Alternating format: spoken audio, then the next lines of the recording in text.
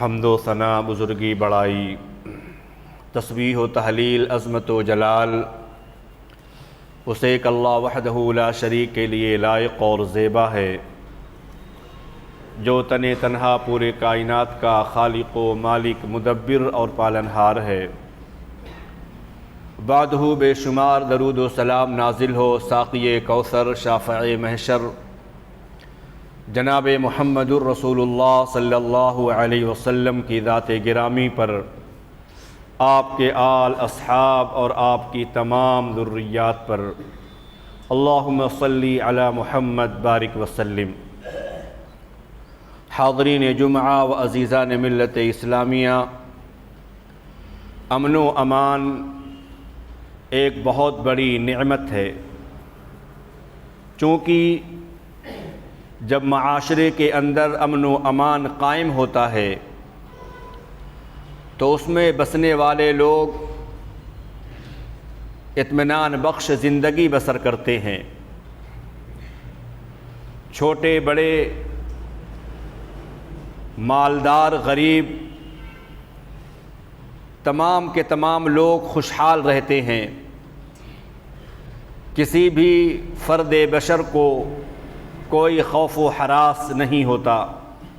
معاشرے کا ہر فرد اپنی جان کے بارے میں، اپنے مال، اپنے عزت و آبرو کے بارے میں بے فکر رہتا ہے اور اپنے تمام تر کام کو بحسن خوبی وہ انجام دیتا ہے۔ اسی کے برعکس اگر سماج کے اندر، معاشرے کے اندر امن و امان نہ ہو، بد امنی ہو، تو وہاں پر سانس لینا بھی مشکل ہو جاتا ہے۔ انسان ہر وقت اپنے آپ کو خوف و ہراس میں گھرا ہوا محسوس کرتا ہے۔ جہاں عزتیں عصمتیں محفوظ نہ ہوں، جہاں دن دہاڑے رات کی تاریکی اور اندھیرے میں راہزنی کر لی جائے، انسان کے مال کو لوٹ لیا جائے اور وہ عزت و آبرو جس کے تحفظ کے لیے انسان اپنی جان کو قربان کر دیتا ہے، نعوذ باللہ وہ تار تار ہو جائے، تو جو انسان اس مصیبت کا شکار ہوتا ہے اور اس کے اوپر پریشانی آتی ہے، ایسا انسان سوچنے پر مجبور ہوتا ہے کاش کی زمین کا سینہ پھٹے، شق ہو جائے اور اسی میں وہ سما جائے۔ میرے بھائیوں، اسلام کے اندر اور سماج اور معاشرے کے لحاظ سے بھی امن و امان بہت ہی عظیم نعمت ہے۔ ہم اور آپ ذرا غور کریں سیدنا ابراہیم علیہ السلام کی زندگی بابرکات کے اوپر، کہ سیدنا ابراہیم علیہ السلام جب مکۃ المکرمہ میں داخل ہوتے ہیں، اپنے اہل و عیال، اپنے بیوی اور بچوں کو وہاں پر آباد کرتے ہیں اور آباد کر کے وہاں سے جانے لگتے ہیں، تو جہاں پر خانہ کعبہ ہے اسی مقام پر کھڑے ہو کر باشندگان مکہ کے لیے ابراہیم علیہ السلام نے ایک دعا کی تھی، اور وہ دعا یہ کی تھی، وَإِذْ قَالَ إِبْرَاهِيمُ رَبِّ اجْعَلْ هَذَا بَلَدًا آمِنًا وَارْزُقْ أَهْلَهُ مِنَ الثَّمَرَاتِ مَنْ آمَنَ مِنْهُمْ۔ جبکہ ابراہیم علیہ السلام نے دعا کی، اے میرے پاک پروردگار، اس جگہ کو تو امن والا شہر بنا دے، یہاں پر امن ہو، شانتی ہو، یہاں کی فضائیں، یہاں کی ہوائیں پر امن ہو۔ وَارْزُقْ أَهْلَهُ مِنَ الثَّمَرَاتِ مَنْ آمَنَ مِنْهُمْ، اے میرے پاک پروردگار، باشندگان مکہ کے اندر جو لوگ ایمان والے ہیں، جو لوگ یوم آخرت پر ایمان رکھتے ہیں، ان تمام باشندگان مکہ کو تو رزق عطا فرما۔ ہم اور آپ ذرا غور کریں، قرآن کریم کی اس آیت کے اندر دو چیزوں کا ذکر ہے، اور دو چیز خوشحال معاشرے کے لیے بڑی اہمیت رکھنے والی چیز ہے۔ میرے بھائیوں، کسی بھی سماج اور معاشرے کے خوشحالی کے لیے کھانے پینے کی فراوانی ہونی چاہیے، اشیاء خورد و نوش میں کمی واقع نہیں ہونی چاہیے، یہ بہت بڑی وجہ ہے، یہ پہلی چیز ہے۔ تو چنانچہ اسی کے ساتھ ساتھ دوسری چیز یہ ہے کہ اس سماج اور معاشرے کے اندر اگر کھانے پینے کی چیز میسر ہو، ان کے پاس اشیاء اشیاء خورد و نوش موجود ہو، غذائی فراوانی موجود ہو، تو ساتھ ہی ساتھ اس بستی والوں کو امن ہونا چاہیے، چین اور سکون ہونا چاہیے، تب جا کر کے وہ سماج اور معاشرہ کامیاب اور کامراں کہلاتا ہے۔ جہاں کی ہوائیں اور فضائیں پرسکون ہوں۔ ابراہیم علیہ السلام نے باشندگان مکہ کے لیے انہی دو چیزوں کا سوال رب العالمین سے کیا تھا۔ سب سے پہلی چیز اللہ رب العالمین سے جو مانگی تھی میرے بھائیوں، وہ امن اور عافیت کا سوال تھا۔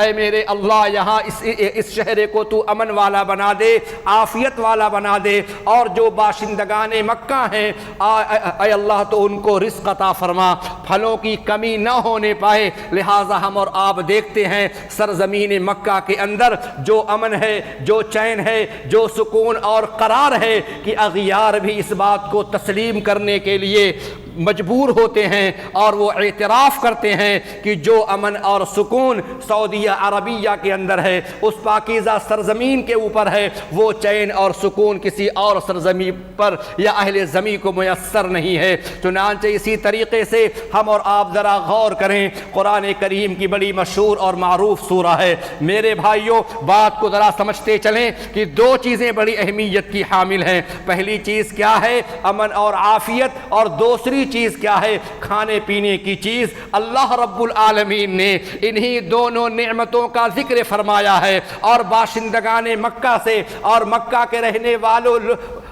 رہنے والے لوگوں سے اس بات کا سوال کیا ہے، فَلْيَعْبُدُوا رَبَّ هَذَا الْبَيْتِ الَّذِي أَطْعَمَهُم مِّن جُوعٍ وَآمَنَهُم مِّن خَوْفٍ۔ اے باشندگان مکہ، تمہیں چاہیے اس بیت اللہ کا، اس خانہ کعبہ کا جو رب ہے، وہ تم اس کی عبادت کرو، تم اس کی بندگی کرو، اس کے ساتھ شرک نہ کرو۔ الَّذِي أَطْعَمَهُم مِّن جُوعٍ، وہ ذات وہ ہے جس نے ان کو بھوک سے کھانا کھلایا ہے، وَآمَنَهُم مِّن خوف، اور اللہ رب العالمین نے ان کو خوف سے امن میسر فرمایا ہے۔ دو نعمتوں کا ذکر اللہ رب العالمین نے فرمایا ہے۔ میرے بھائیو، امن اور عافیت کیا چیز ہے؟ امن اور عافیت یہ ہے کہ انسان کو عافیت حاصل ہو، انسان کا مال، انسان کی جان محفوظ ہو، اس کی صحت محفوظ ہو، اس کی تندرستی محفوظ ہو، اس کی عزت اور آبرو محفوظ ہو۔ یہی امن اور عافیت ہے۔ یقین کریے میرے بھائیوں، یقین والی بات ہے۔ چنانچہ جامع ترمذی شریف کی روایت ہے، ایمان اور یقین کے بعد اگر کوئی عظیم چیز ہے، اگر کوئی عظیم سرمایہ ہے تو وہ امن اور عافیت ہے۔ چنانچہ جامع ترمذی شریف کی روایت ہے، صدیق اکبر ابو بکر صدیق رضی اللہ تعالی عنہ ممبر رسول پر کھڑے ہوتے ہیں اور ان کی آنکھیں اشکبار ہو جاتی ہیں، اور اس کے بعد وہ فرماتے ہیں، صلی اللہ العافیت فی الدنیا والآخرہ۔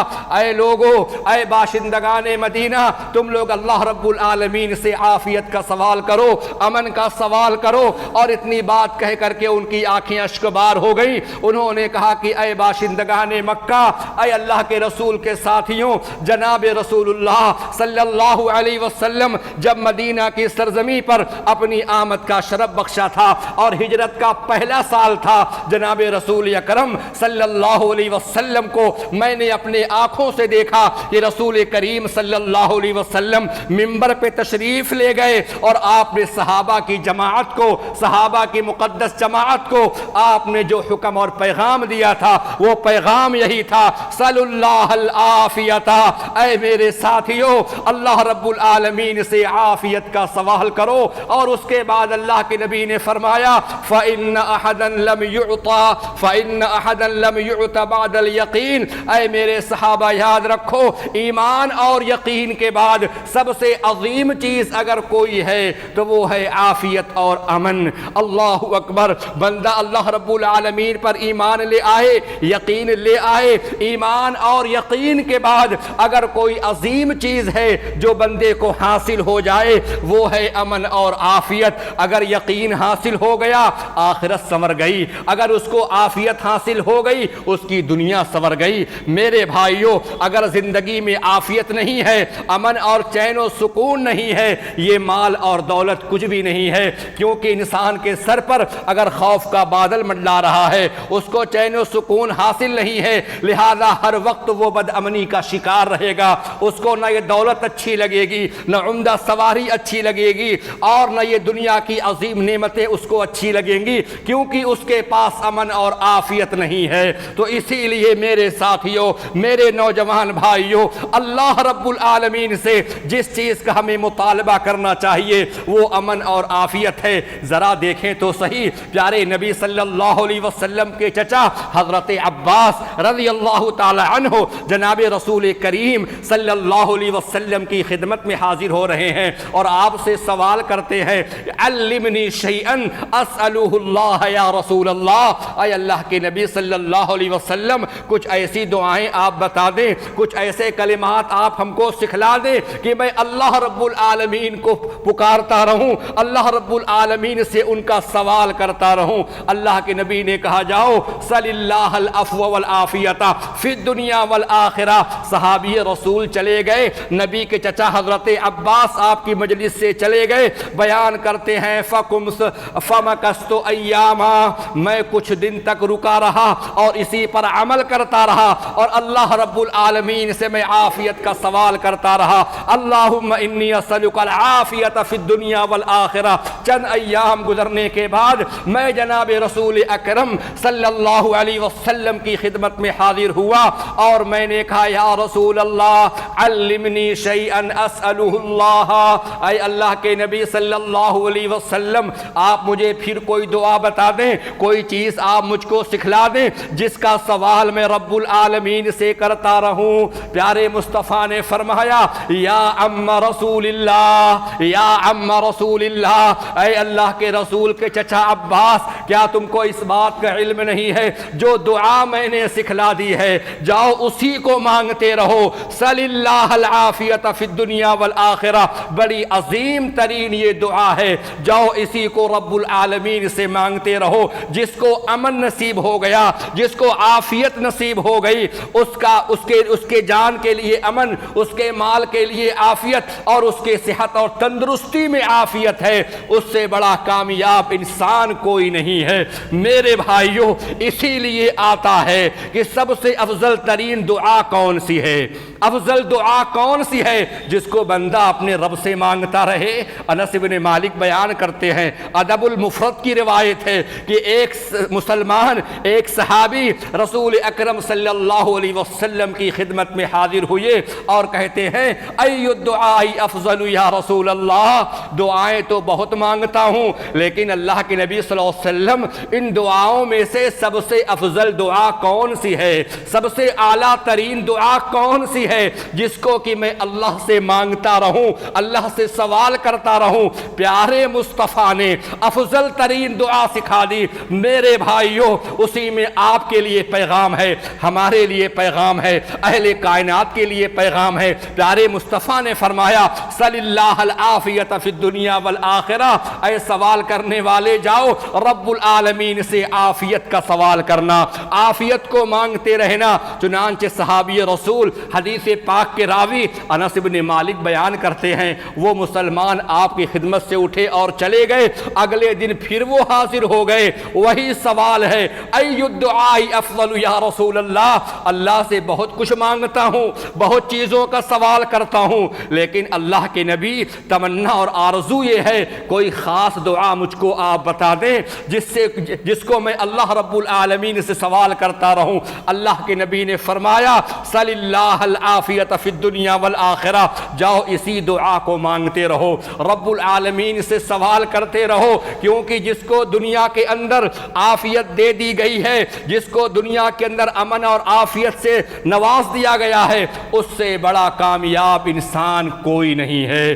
میرے بھائیوں، عزیز ساتھیوں، ہم اور آپ ذرا سنجیدگی کے ساتھ سوچیں، دنیا کی مال و دولت میسر ہو نہ ہو، جاہ و منصب میسر ہو نہ ہو، عالی شان محلات میں رہنا نصیب ہو نہ ہو، کوئی مسئلہ نہیں ہے، فکر کی بات نہیں ہے۔ سب سے بڑی نعمت یہ ہے کہ اگر اللہ تعالی ہمیں عافیت دے دے، اللہ تعالی ہمیں چین اور سکون دے دے، سب سب سے بڑی کامیابی اسی میں ہے کہ بندے کے پاس عافیت تو ہے. بندہ اگرچہ غریب ہے مالی اعتبار سے, عالی شان محلات کا مالک نہیں ہے, عمدہ سواری میسر نہیں ہے, لیکن وہ بندہ امن رکھتا ہے, اپنے آپ میں پرامن ہے. اس سے بڑا خوش نصیب انسان کوئی نہیں ہے.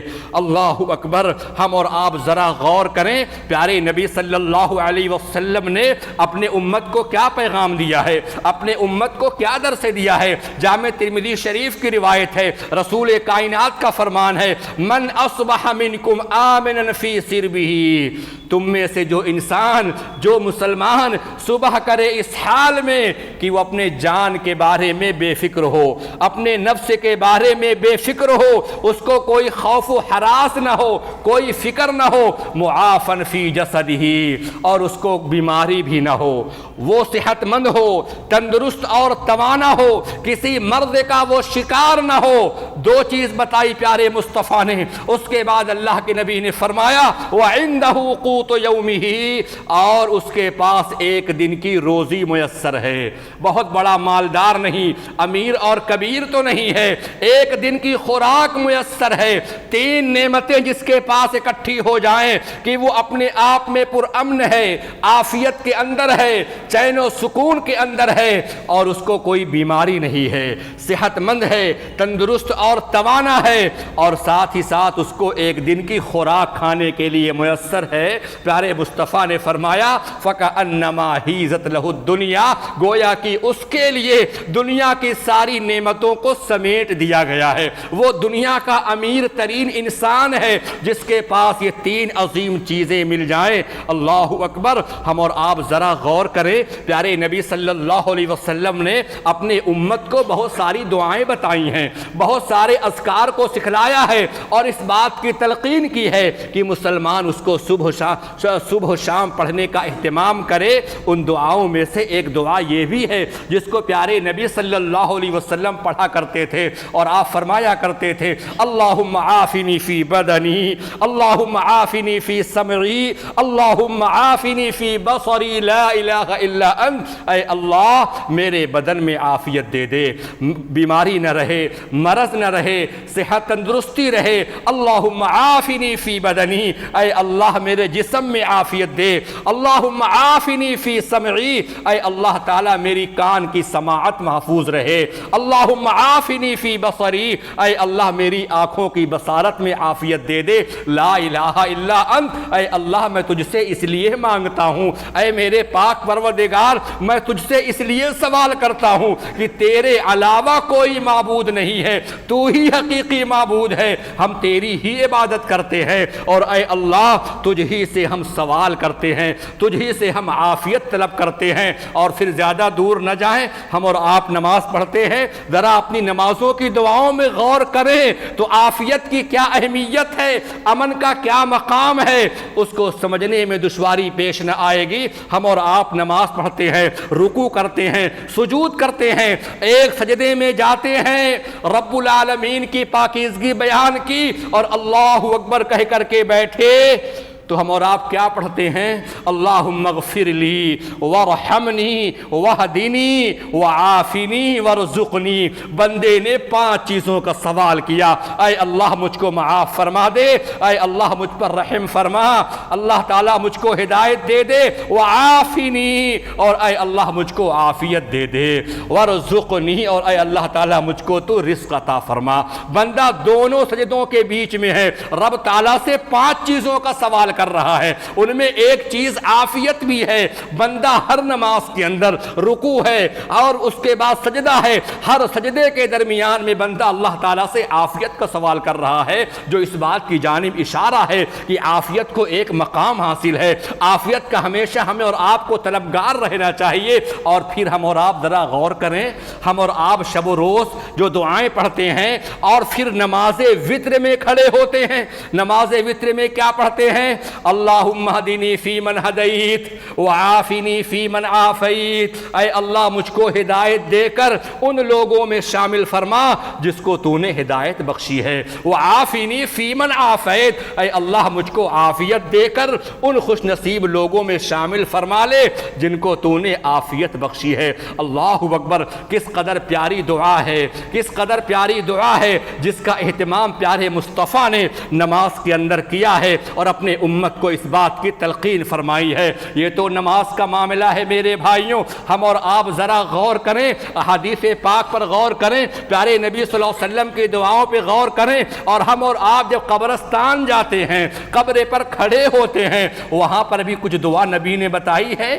نبی نے کیا دعا سکھلائی ہے؟ جب قبرستان جاؤ، اپنے قرابت دار، عزیز دار اور اپنے دوست احباب جو ہمارے درمیان میں کل تھے آج نہیں ہیں، کل ہمارے ہم نوالا ہم پیالہ تھے، ہمارے مجلس کے وہ زینت تھے، شب و روز ان کے ساتھ ہمارے گزرا کرتے تھے، آج وہ چہرے ہم میں نہیں ہیں۔ بہت ساری ایسی جگہیں ہیں جہاں پر ہمارے دوست بیٹھا کرتے تھے، ہمارے احباب بیٹھا کرتے تھے، ہمارے چاہنے والے بیٹھا کرتے تھے، جگہ وہی ہیں، وہ چہرے ہمیں اور آپ کو نظر نہیں آ رہے ہیں۔ پیارے نبی نے فرمایا جب ایسے لوگوں کی قبروں پہ جاؤ، زیارت کے لیے جاؤ، تو وہاں پر بھی ان کے لیے عافیت مانگو، اے اللہ ان کو تو عافیت دینا۔ کیا دعا نبی نے سکھلائی ہے؟ السلام علیکم اہل الدیار من المؤمنین والمسلمین انا انشاءاللہ بکم لاحقون نسأل اللہ لنا ولکم العافیت۔ اے مومنوں کی جماعت، اے مسلمانوں کی جماعت، تم پر سلامتی ہو،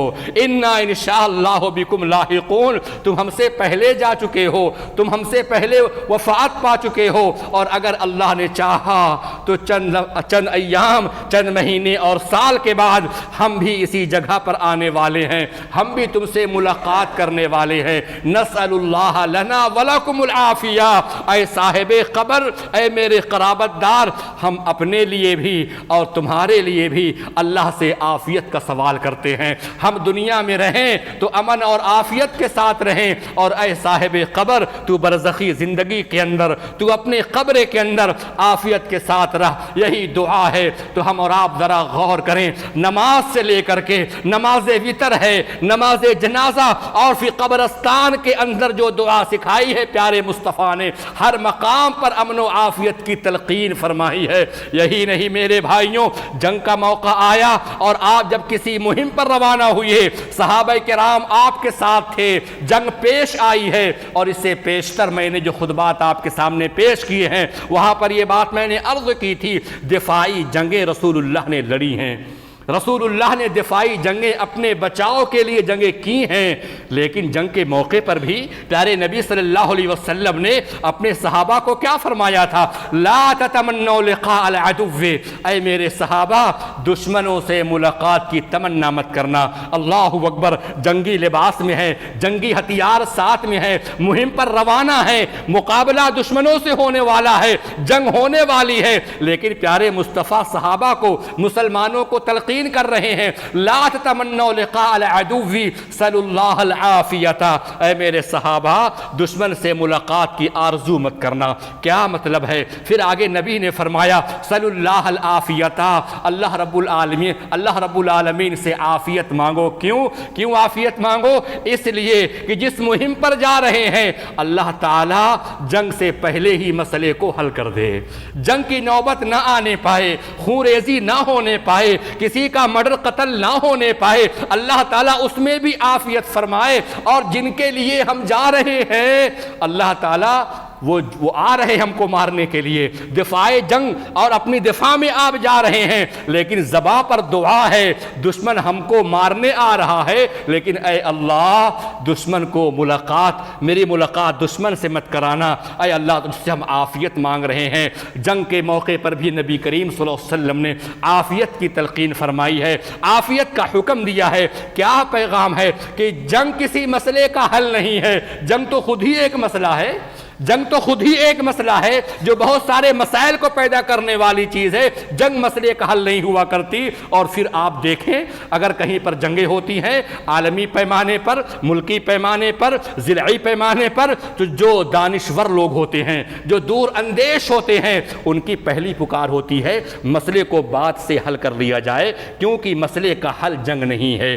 پیارے نبی کریم صلی اللہ علیہ وسلم دنیا کے سب سے عظیم ترین دانشور تھے، اور آپ نے یہی تلقین دی اپنے ماننے والوں کو، جنگ میں جا رہے ہیں تب بھی دعا ہے دشمن سے ملاقات نہ ہو، اللہ تعالیٰ عافیت فرمائے۔ اور پھر آپ دیکھیں اللہ اکبر، یہ صحت عظیم نعمت ہے، تندرستی عظیم نعمت ہے۔ جو لوگ بیمار ہیں، بستر مرض پہ ہیں، آپ ان سے پوچھیں کہ صحت کی کیا اہمیت ہے۔ ہمیں اور آپ کو اس کا اندازہ نہیں ہے، ہمیں آپ کو اس کی فکر نہیں ہے کہ صحت کتنی عظیم ترین چیز ہے۔ نبی نے فرمایا کہ صحت میں بھی عافیت دے۔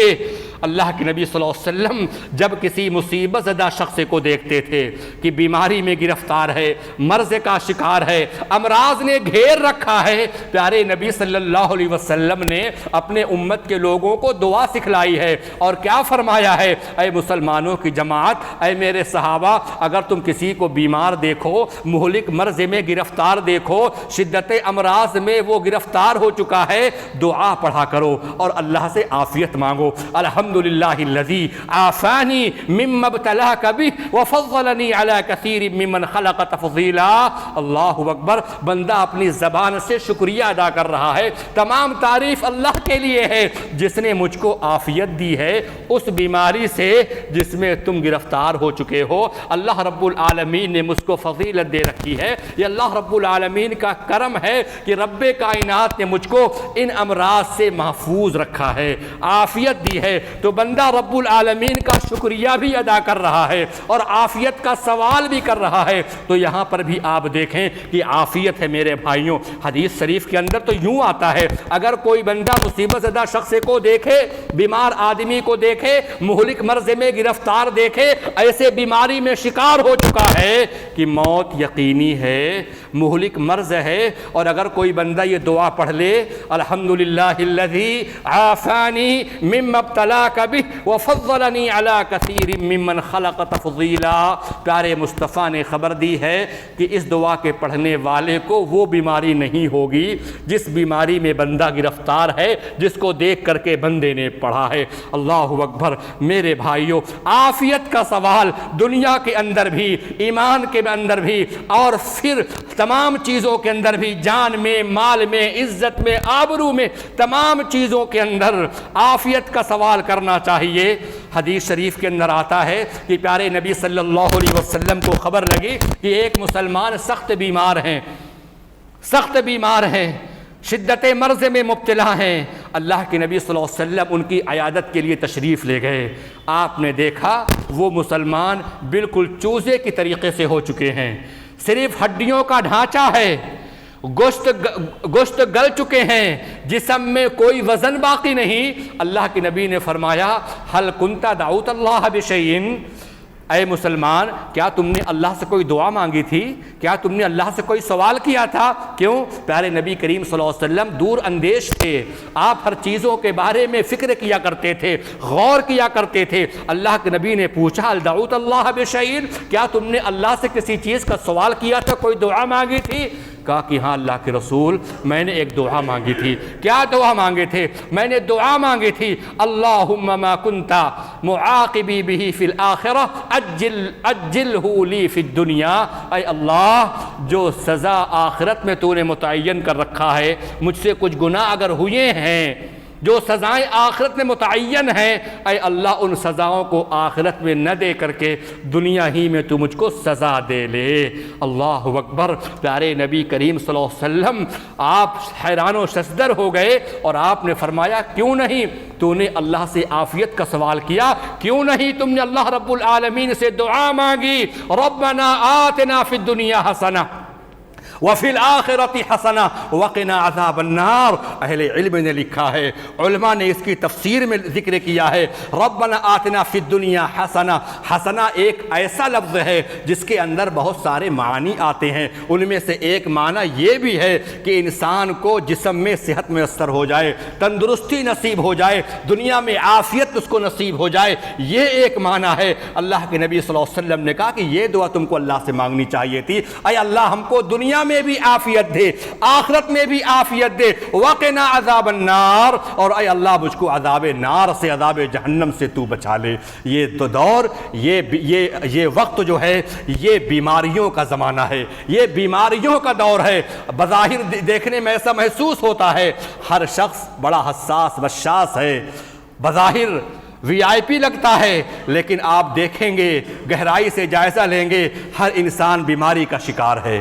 بظاہر اچھا ہے، بظاہر بالکل صحت مند ہے، تندرست اور توانا ہے، لیکن اس دور کے اندر کوئی درد سر میں مبتلا ہے، کوئی درد پیر میں مبتلا ہے، اور نہ جانے کن کن امراض میں لوگ مبتلا ہیں۔ میرے بھائیوں، ہمیں اور آپ کو دعا کرنا چاہیے، عافیت کا سوال کرنا چاہیے، رب العالمین سے عافیت مانگنی چاہیے۔ اللہ تعالیٰ تمام معاملات میں ہمیں عافیت نصیب فرمائے۔ اللہ اکبر۔ کیوں؟ نعمتان مقبول فیہما کثیر، دو نعمتیں ایسی ہیں جس کے بارے میں لوگ غافل رہتے ہیں، ان کو اس کی قدر و قیمت کا اندازہ نہیں ہے۔ یہ دو عظیم نعمت کون سی ہے؟ الصحت والفراغ۔ اللہ اکبر۔ اللہ تعالیٰ بندے کو صحت دے دے، تندرستی دے دے، اللہ اکبر۔ یہ وہ عظیم نعمت ہے جس سے انسان غافل رہتا ہے۔ صحت مند کا جو زمانہ ہوتا ہے، تندرستی کا جو دور ہوتا ہے، انسان اس وقت میں اس کی قدر و منزلت نہیں سمجھ پاتا ہے، اس کی قیمت کا اندازہ نہیں لگا پاتا ہے، لیکن جب بیمار ہوتا ہے، بستر مرض پر پڑ جاتا ہے، تب اس کو یاد آتا ہے کہ میں کبھی صحت مند بھی تھا، میں کبھی دوڑ دھوپ بھی کر لیا کرتا تھا، میں کبھی سارے معاملات کو دوڑ دھوپ کر کے سر کر لیا کرتا تھا، آج میں مجبور ہو گیا ہوں، آج میں بیمار ہو گیا ہوں۔ تو میرے بھائیوں، یہ بیماری آتی ہے، یہ پریشانی آتی ہے، امن اور سکون غارت ہوتا ہے، لیکن اہل ایمان کو چاہیے کہ اللہ رب العالمین سے خیر کی امید لگائیں، اچھی امید لگائیں۔ پیارے نبی کریم صلی اللہ علیہ وسلم نے ایک بیمار شخص کی آپ نے عیادت کی، اللہ کے نبی صلی اللہ علیہ وسلم نے اس کو دعا دی، لا باس طہور انشاءاللہ، کوئی حرج کی بات نہیں ہے، غم کی بات نہیں ہے، پریشانی آئی ہے، مصیبت آئی ہے، اللہ رب العالمین چاہے گا تو یہ بیماری تمہارے گناہوں کا کفارہ بن جائے گی۔ مومن کے اوپر آزمائش آئے، مسلمان کے اوپر پریشانی آئے، دو حالتوں سے خالی نہیں ہے۔ پہلی حالت یہ ہے کہ یہ بیماری، یہ مصیبت، یہ پریشانی ممکن ہے کہ اللہ تبارک و تعالیٰ اس پریشانی کے بدلے میں اس کے سارے گناہوں کو معاف فرما دے۔ ایک حالت یہ ہے۔ دوسری حالت یہ ہے کہ اللہ رب العالمین بندے کے لیے آخرت میں ایک مقام متعین کر دیتا ہے کہ میرا فلاں بندہ اس قدر عبادت والا، تہجد گزار، ذکر و اذکار کرنے والا ہے، اس کا مقام یہ ہے، لیکن کچھ عملی کوتاہیوں کی وجہ سے اس مقام تک پہنچنے میں کچھ کسر باقی رہ جاتی ہے، تو اللہ تعالیٰ اس کے اوپر کچھ مصیبتوں کو ڈال دیتا ہے، پریشانیوں کو بھیج دیتا ہے، اور پھر جس کی وجہ سے اللہ تعالیٰ اس کے درجات کو بلند فرما دیتا ہے۔ یا تو اس کے گناہ معاف ہوں گے، مصیبت آئے گی مومن کے اوپر، مسلمان کے اوپر، دو حالتیں، یا تو اس کے گناہ معاف کیے جائیں گے، یا تو پھر اس کے درجات کو بلند کر دیا جائے گا۔ حدیث کے اندر اسی لیے آتا ہے حشر کا میدان ہوگا۔ آخری حدیث میرے بھائیوں، اللہ کے نبی صلی اللہ علیہ وسلم ارشاد فرماتے ہیں، یود اہل العافیت یوم القیامتی، قیامت کے دن اللہ تبارک و تعالیٰ ان لوگوں کو بلائے گا جو دنیا میں پریشانی سے وقت گزار کر آئے ہیں، مصیبت میں گرفتار تھے، مرض میں گرفتار تھے، اور پھر آزمائش اور امتحان میں وہ پریشان حال تھے۔ ایسے لوگ پریشانی ہی میں گزر گئے، ساری زندگی یوں ہی دشوار ترین اور پریشانی میں گزر گئے، یہاں تک کہ ان کی موت آ گئی۔ تو پھر وہ لوگ اللہ رب العالمین کے ہاں جب ان کو نوازا جائے گا، انعام و اکرام کی بارش کی جائے گی، پیارے مصطفیٰ ارشاد فرماتے ہیں اس دن وہ لوگ جو دنیا میں خوشحال تھے، جن کے پاس کبھی کوئی مصیبت ہی نہیں آئی، کبھی کوئی پریشانی ہی نہیں آئی، جب وہ لوگ دیکھیں گے کہ وہ مسلمان جس پر پریشانی آئی تھی، جو مرض کا شکار تھا، جو غم میں مبتلا تھا، جو آزمائش کا شکار ہو چکا تھا، اور اس قدر اس پر پریشانی آئی کہ انسان اس کی پریشانی کو دیکھ کر خود پریشان ہو گیا، اس کو اس قدر انعام اور اکرامات دیا جا رہا ہے۔ پیارے مصطفیٰ ارشاد فرماتے ہیں تمنا کریں گے وہ لوگ جو دنیا میں عافیت والے رہے ہوں گے، جو دنیا میں ناز و نعم میں پلنے والے رہے ہوں گے، لو ان جلودہم کانت قرزت بالمقاریض، کاش کی ان کے بھی دنیا کے اندر ٹکڑے ٹکڑے کر دیے گئے ہوتے، کاش کی ان پر بھی دنیا میں پریشانی آئی ہوتی اور آج ان کو بھی یہ اعلیٰ مقام نصیب ہو گیا ہوتا۔